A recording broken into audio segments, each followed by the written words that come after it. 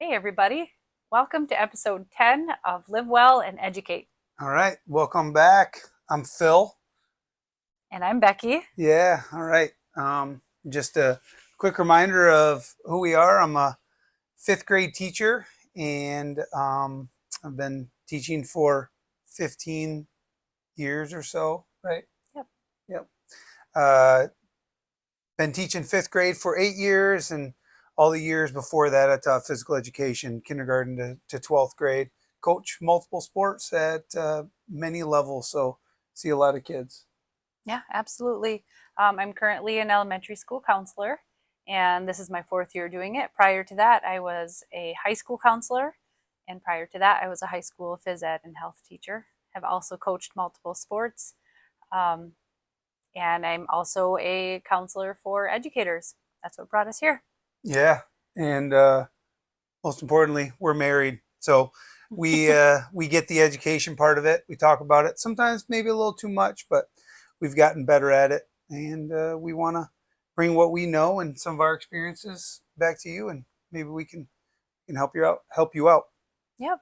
Yeah. So, last episode, the topic of technology on education came up, and we started to kind of go down that rabbit hole, but decided that we could devote an entire session or episode, probably more than one, on the topic of technology. And so we thought we'd do that today. Before we get started, we really want to make it clear that this episode isn't intended to impose any of our personal values on any of our listeners. Um, you have to make the decisions, that's best for you and your family, and so do we. But instead, it is intended to share with you both the real and anecdotal data that we have experienced in our 15, 16 years in education and what we have seen um, happen in education due to technology use. Right. So we're going to talk about like what we see as educators, and Mm-hmm. of course that leads into parenting, right? Like, and we have a lot of hot takes or strong opinions about it. Becky and I do Mm-hmm. because of what we've seen in the classroom or in the school and how it's impacted children. So you know, unlucky for our children because we've seen a lot of the negatives of it or the drawbacks and how that has impacted kids. So yeah, that our kids are ones that are kind of in the technology world a little bit behind their peers, if you will. Yeah, absolutely. And we have our reasons, and they don't quite understand them yet, but they've honored and respected our choices, and they don't really have any other Not choice. any choice. Yeah, they do. I But mean, we've had good discussions about it.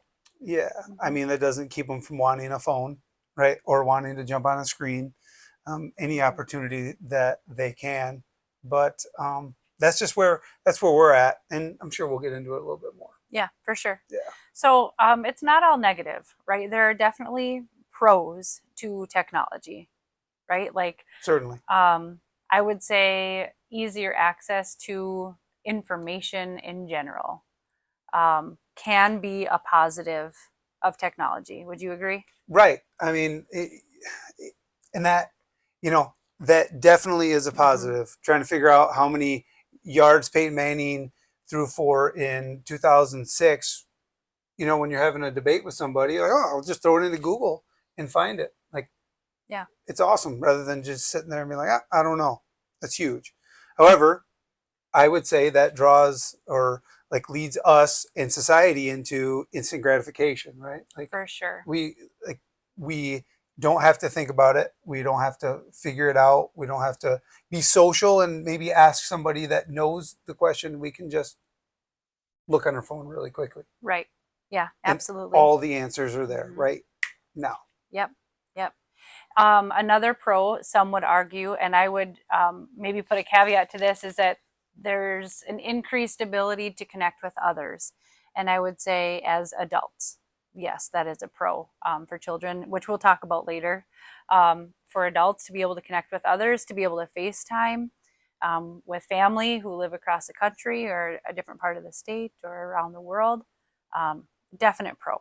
Right. And even for kids too, right? Like if they're separated from a parent, their Yeah. parents are split, and instead of having a conversation on the phone, they get to see somebody's face, right? Look in their eyes as much as you can look in somebody's eyes on FaceTime or on a video chat. Like that's huge. Remembering what they look like, parents or grandparents being able to see their kids grow, that technology goes a long ways. Yeah, absolutely. Mm-hmm. Yep. So there are definite pros. I mean, we are not anti-technology. I mean, for crying out loud, we're doing podcasts and we have social media. Like, we're not anti-technology, but we are very, very concerned with the impact that technology has had on our youth. And so we'll spend most of our time and the rest of our time talking about that. Talking about moderation, right? Yeah, And absolutely. And we understand that it's easier said than done. It's easier said than done for ourselves. It's easier said than done for our children, and then also in the classroom. Sometimes most of the time it's easy to jump on a screen. It really is. Absolutely. But the effects of that can be pretty scary.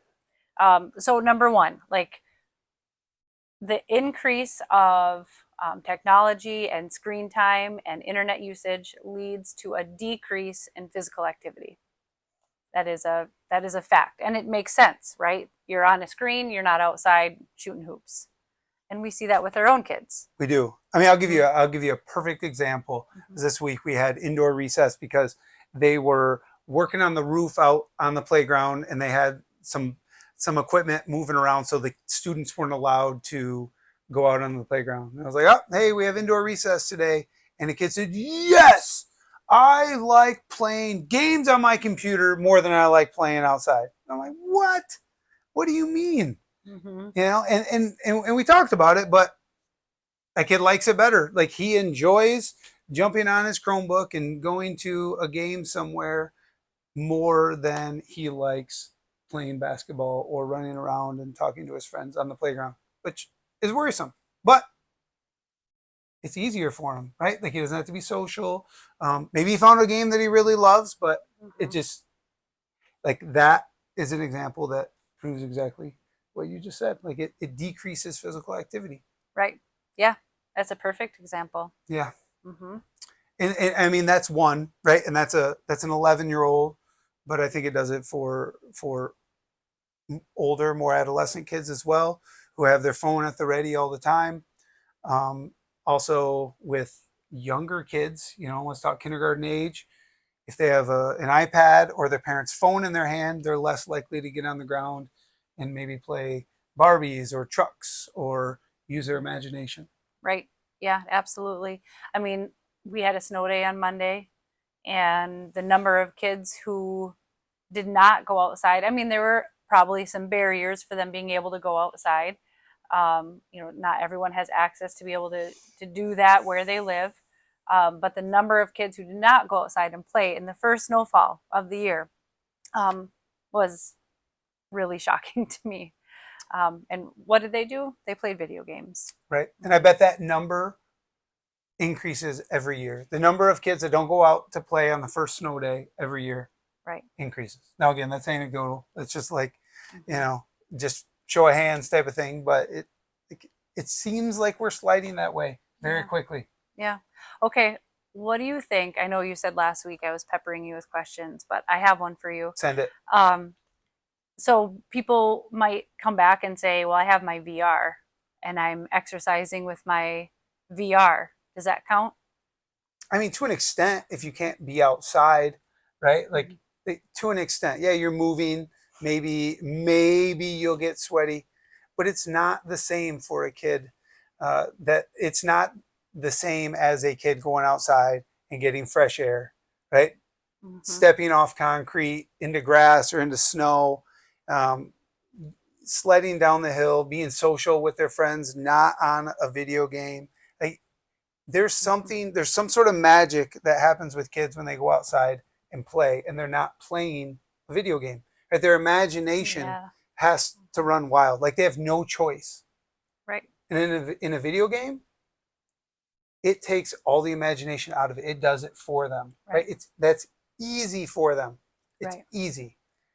Right. So even on a VR, it's telling them exactly what to do, where to move, how to move, and the child just has to simply follow along, watch a screen, and follow along. They don't have to come up with anything on their own. Right. And it, Yeah. it creates like a challenge for them. Like, think about the old game Angry Birds. It's like, oh, I'm going to hit my slingshot back until I, knock down all the blocks. And then when they beat that level, they have this like burst of endorphins and they're so excited, Mm-hmm. right? And it hooks them. It keeps them going. And that's easy. That feels good for them rather than having to go outside and work to get up a hill and then have the fun of sledding down, right? They don't have that Right. challenge when they're just playing a video game. Right. Yeah, I would agree. Yeah. Hmm. Okay. Something else that is talked about a lot is the decline in children's mental health. How technology use impacts their emotions, their self-esteem, their body image. There's a ton of research out there. What do you see in your classroom, in your school, in your experience? Yeah. So, oh man, this is hard because I could talk for hours about I know, this. so could I. Um, it's a really hot button, and I have a lot of hot takes, and I don't want to offend people, but I also am super passionate about it. So, um, this is my opinion again. Anyways, like mental health, I'm talking about 11-year-olds, where probably 60% of the students in my fifth grade class have a cell phone, right? They have a cell phone, the ability to text, they have the ability to communicate with their peers in their classroom, or their peers in another class. This is outside of school where we're at. Cell phones aren't allowed in the school. Um, so they're able to talk, right? They talk to each other on the phone or they text all the time and they're communicating. And like that creates kids being left out, like left out. And they make plans and students are left out. Now I get that students are left out of things all the time, and that's part of life. I'm left out of things, you're left out of things, like that's all part of it. However, um, when we were growing up and we would go over to a friend's house to play, we we would just we would go over there, stay the night, and do our thing, whatever. If I went over to Chris's house and I was hanging out with Chris and we didn't invite John over, John didn't know it, or John wasn't texting me saying, "Hey Phil, what are you doing?" And then me sending him a selfie of me and Chris. We're having so much fun. Now John's left out. Um, like those things didn't happen. Right? It didn't Right. happen to that degree. So like that's just a small example. And again, I understand kids are left out, but the manner in which they're left out and how quickly they know that they were left out is is troubling. And then they start going in this spiral that you know people aren't communicating with them because it's so instant. They don't find out about it later. They find out about it now, and Hmm. again, they don't feel like they're good enough right now. Right. And maybe you and Chris, had you had a phone and taken a selfie and sent it to John, like your intent isn't necessarily to rub it in John's face. But if John's alone and he's already feeling vulnerable or sad about something else or he's lonely, and he sees that, it's just like a slap in the face. It's like digging the knife even deeper, right? Right. Um, Even if you didn't intend to do that. And I think that's a key thing is like we're not saying that people there are definitely people who are intentionally leaving people out and intentionally taking photos to rub it in people's faces, but there are also those people That who happens. aren't. Yes, Yeah, who there are are. not doing it. But if you're on the receiving end of that, even like you said, as an adult, you go on social media and you see a bunch of your friends out and you didn't get an invite, it's like an automatic, your heart sinks, right? Like, in a million different things Yep. go through your head, and there could be a very reasonable explanation, but your mind in that state um, doesn't have a reasonable explanation. It It just doesn't goes, process it like that, yeah, right? it Like doesn't. little kids, they don't think about the reasonable Right. way. They No. don't think about like all the plausible reasons why I was at Chris's house, right? Like maybe our parents planned it or my parents were busy. Like kids, they don't have that ability to compartmentalize those thoughts, and that's why it contributes to their mental health issues. Yes. And that's not even going into social media, right? Like where do you have anything else on what we were just talking about? Because I had a whole thought on social media. No, let's do it. Yeah, when again, go back to the early 2000s, right? Like I wasn't bullied, but I know people were. I didn't bully anybody. But like, if you were getting bullied at school, right, it ended at school. You could go home. You'd go home. And if you had a decent home life where the people around you weren't bullying you in your house, that was your escape, right? Like you would get away from it. Right. Now, it's easier to do it at home on technology, on social media, all right, sending these cryptic memes that mean something that the adults have no idea. 6, 7, like what the hell are we even talking about, right? I know that's not like that's like that's not a bullying meme, but they come up with these cryptic sayings that have certain meanings, and students know it. They feel it. So if they're not on their technology at home, or excuse me, if they're not on their technology at school, they go home, right?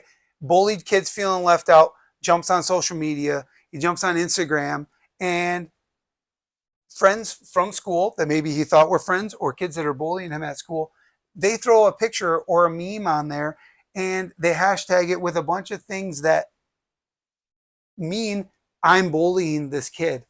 And they can't get away from it. And then they see kids liking it, kids laughing at it, right? It goes and goes and goes, and it spreads like wildfire. All of a sudden, the entire student body saw that on Instagram the night before. Then it bleeds over into school, and it just keeps going, and it builds like a snowball. There's no escape. There's no escape. And then the kids that posted it are like, holy shit, I got like 300 likes on this. It's going all over TikTok. I'm going to make another one. Again. Yeah. Right? Because they get those endorphins that are like, oh, people like me because they liked my TikTok, right? Which doesn't mean that, but that's what a 15-year-old thinks, because again, their brains can't compartmentalize that. Right. Yeah. No, I think you said it perfectly. Yeah. It's like there's so much to it, right? And it's not for, like, it doesn't negatively impact all the kids. But for the kids that it does negatively impact, boy, it gets them hard, right? And I venture to say that it probably negatively impacts most youth at some point. Yeah, I would agree. And I think your comment about people liking a post, it's like, you know, when you get talked about bullying, how to prevent bullying in schools, like don't be a bystander, right? Help, like do something, say something, tell an adult, step in and help. Well, on the internet, like you can have bystanders who don't do anything, and then the people who like the post that's meant to be bullying, they're bullies themselves too, because then you have this kid who's saying, well, Johnny liked the post, that must mean he thinks the same thing. And so all of a sudden you have this whole crew of people against you, and it's you feel tiny. And let's assume that this cryptic post that I keep talking about means something to the bullies and to the kid that's being bullied. But it's also like kind of funny, right? So there's 300 likes. Let's say half of them don't even know what it's supposed to mean, but they're like, oh, that's kind of funny, I'm going to like it. Right. But the kid that's being bullied, he doesn't know, he or she does not know that all those likes, not everybody understands what it's really meant to mean. Right. And like, that's where it gets troublesome. And it just goes and goes and goes. And it's like a snowball. Yeah. So there is on social media, and now I'm going to sound old, but like on some social media platforms, you can track your friends' locations, right? Oh yeah, that's like a Snapchat thing. Kids are all the time. Okay. Yeah. So I remember when I was in high school and I had this terrible situation with a girl whose she could track their locations on Snapchat, it must have been. And she could see that they were all someplace together. Oh yeah. And she wasn't invited. And it was so sad. And I had to like really hold back my opinions because I was so pissed that anyone would even do that. Right. And it was so hard to get her out of the hole that she was in because she was left out and it was just in her face. And I could tell her a dozen times over again, just don't look, just don't look. But I know better than that. Like any one of us would feel that way if we had seen that. Yeah. Yeah. Yeah. Because it's there. You can see it. You Right. can see it. Right. And how do you not, when you're feeling like you're a 16-year-old girl, right? You're already feeling bad about yourself from time to time. Emotions are all over the place. Maybe you just broke up with your boyfriend, or maybe he broke up with you, which is even worse. And you pull up your Snapchat and you see all these people are together and you're not there. You're not invited. Yeah. It's bad. It's bad. Um, Mm-hmm. and again, I like we could, like you can limit, like parents can limit it, schools can limit the amount, but it only takes a couple times, right? One. I think it only takes one. Yeah, like I'm saying, Truly. like it takes one time, right? If a kid's looking at it for 10 minutes and they see one thing that can impact their mental health or how they're feeling about themselves, it's like, oh, hey, 8 o'clock, turn in your cell phone, right? What is that kid going to be thinking about all night? Right. They're going to think about it all night. Yeah. How many likes am I getting, right? Or how many likes is this post getting? Or is everybody hanging out with each other? Are they over at John's house right now? Because I'm not. My phone's in my parents' room, and then the negative thoughts like just start winding and winding, and that kid can't get out of that. Again, I understand that negative thoughts or bad thoughts are a part of life, but I feel like technology just immediately creates them, and kids don't have the skills or the ability a lot of the time to dig themselves out of that, so they keep digging deeper. And it's not right. They don't have the skills or the ability, and they're not developmentally ready, right? And that's to handle it. And that's most like important. It's not necessarily something you can teach, right? Like you can teach skills to manage your anger, and you can teach skills to manage anxiety, but like you can't teach the ability to overcome your reaction to something that you see. That comes with development. Yeah. And age. Yeah. Like, and here's the thing with Snapchat and the locations, and I understand like kids can spin it with parents like, oh, this is important. I need to know where John's at, because what if John's going to give me a ride to go to football practice, right? I need to know where he's at, how far he's going to be, which makes sense, right? And it, like, the kids can have the apps and be looking at the locations for all the best intentions, right? Right. And the parents can have all the best intentions. But like you said, it takes one time for it to be negative, and then it starts to snowball. Mm-hmm. And that's the problem with technology. And get off my lawn, old man type of thing. But like we see it over and over and over, and it really has soured us on it. Yeah. What about sleep? Have you seen or experienced students who come in time and time again who are tired or exhausted, and they tell you like, why are you so tired? I was up playing Fortnite all night. Like, does that happen often? Like, for real? I mean, it does. It does. I think, and that it's like, are the kids sleeping with their phones in their room? Is it next to their bed? Is it under their pillow? Are they sleeping with a Chromebook in their room? Because at our school, all our students have Chromebooks. They're allowed to take them home, bring them back. Just a couple weeks ago, I had a parent ask me, "Hey, don't let this student take his Chromebook home, because I've caught him up at night playing his Chromebook." Right, and that impacts the kid. It impacts the amount of sleep. Right, there's been studies that show that you looking at blue light for an hour before bedtime impacts the amount of REM sleep that you get. Mm-hmm. And I should look that up. So I have that. So I can quote that study. But, like when kids are developing, 5th grade, high school, elementary school, like they need a lot of deep sleep. And yeah, like it's going to impact, am I getting likes on my post? their ability to get to sleep. And then once they actually do lay down to get to sleep with their phone near them, or after watching YouTube or playing Fortnite for a while, it impacts the quality of sleep that they're getting also. Right, because their mind is still reeling Really from all the stimulation they got. spinning. In the same way that after the Bears blow a loss early in the season, I am so pissed off and I can't get to sleep for like 2 hours. It's probably really similar to that. Probably the same thing. Like, and it impacted me for all sure. night. It impacted me, like I got up and felt like a bag of crap. And I felt like a bag of crap the whole day. Like first because the Bears lost, then I couldn't get to sleep. I couldn't get up, so I was a little bit late moving. Right, and it again, it snowballs. Like one thing leads to another. Right, right.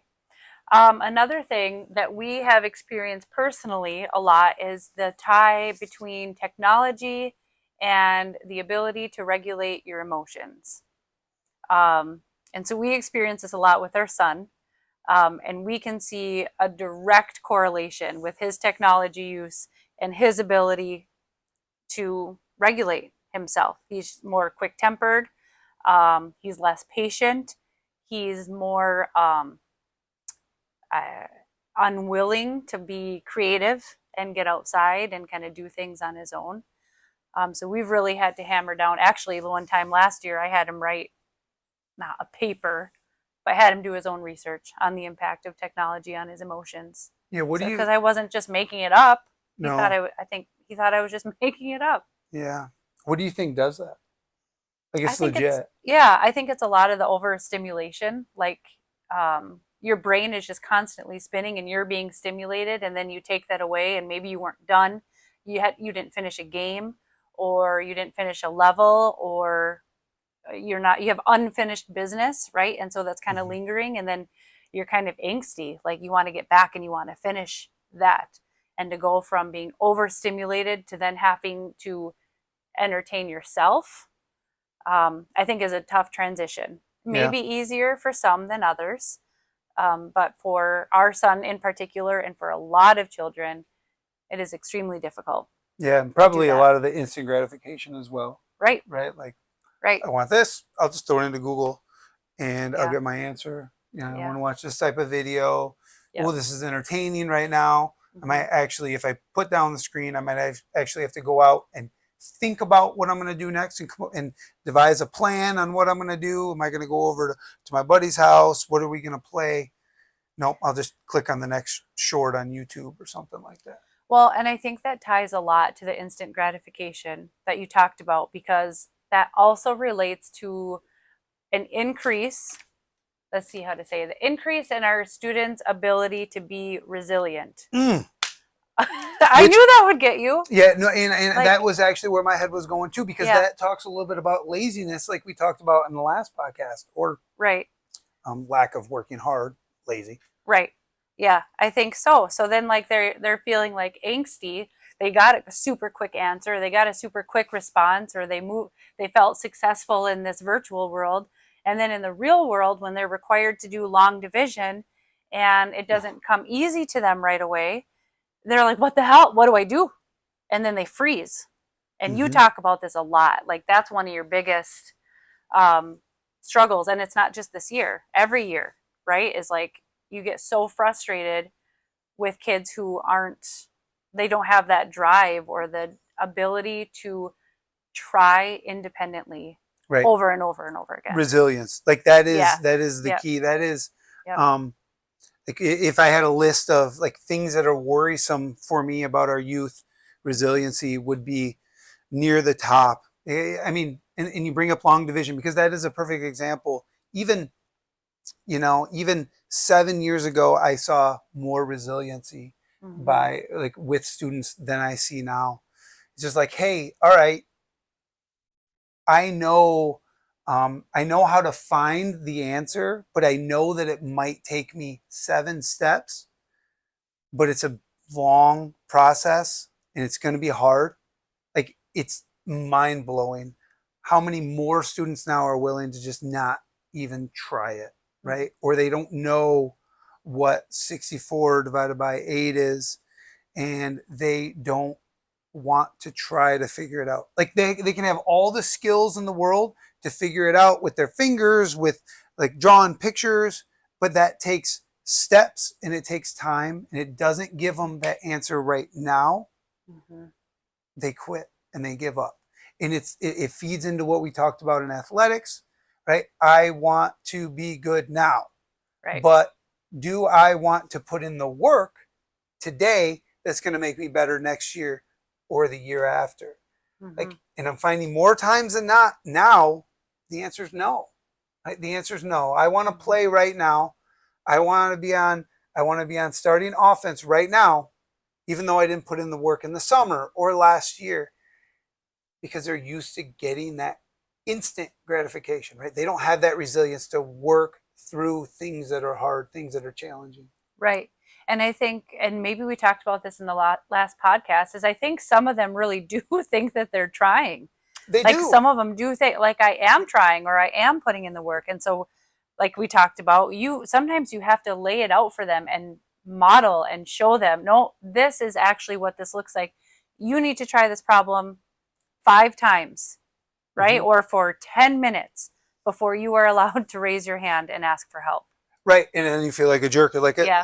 Oh, hey, Mr. Lamka doesn't help me. No, it's not that I'm not helping you. You have to put in the work first, and then I'll come to you and help you walk through the steps. Like in that, like you also you said, hey, you have to do this a few times. Like, and that brings up failure. Like, you know, when you're watching TikTok, like it's all funny. Everything's funny. It's instantly funny. You can go to the next video, right? YouTube Shorts, you go to the next video. Like nobody ever fails. You don't fail. Nothing is hard, right? And that's what they get over and over. Scrolling through Facebook is not hard. Mm-hmm. But the best teacher, like we say this, you can listen to all the best coaches in the world, and they always talk about teaching through failure. And it's harder now. Kids failing, trying to figure out, you know, how many times 8 goes into 64, trying to figure it out and then failing. Oh, that doesn't work. I'm going to try another skill that my 3rd grade teacher taught me. Oh, that doesn't work. I'm going to try another skill. That failure and falling flat on their face, they don't know how to deal with it. I want to say that all of them, a lot of them don't know how to deal with it, don't know how to handle it. Right. And I think you're right. It is, you have to find a balance because you want to be helpful, right? And you want to be someone that like will be supportive and help them with those skills. But there's definitely a balance, right? You have a kindergartner who comes up to me in the hallway, Mrs. Lamka, can you help me zip my jacket? I mean, I want to zip that cute little kid's jacket up so bad for them and just help them. And they'll give me a cute little hug. But no, you try. You show me you can try 3 times. And if you can't do it after 3 times, then I will help you. I mean, it's little things like that too, that the kids learn from a really young age. So I guess the point is you're not being a dick if you're not helping them. No. I think if you're explaining, right, and you're letting them know, I'm doing this because I love you and I want you to be successful. We want you to learn, right? Yeah. I mean, it's the same thing. It's like we get kids that come into 5th grade that don't know how to tie their shoes, right? Because it's hard teaching a kid to tie their shoes. So, you know, if I'm busy in the morning and then we get going, it's easier for me to tie my son's shoes at home than to teach him, right? But you do that once, twice, all of a sudden you're doing it until 5th grade. And it's like, oh man, we needed to fail. We need to practice, fail, and fail until we finally figure it out. Like you said, try it 3 times. I'll show you how to do it. Try it 3 times every day before we go to bed. Mm-hmm. Yeah, it's hard. We're dealing with it like we deal with it. And I know it's hard parenting. I know I feel like we're just like pounding all these things. Like parenting's hard. It's right? so hard. It's hard. And you got to see your kids struggle. It's hard to watch your kids struggle, somebody that you love so much, right? But we have to remember, and this is teachers too, like I can be friendly with you, but I'm not your friend, right? And for me to be friendly with you, that might require me to watch you fail over and over again, right? Until you're willing to put in the work to figure it out. Right.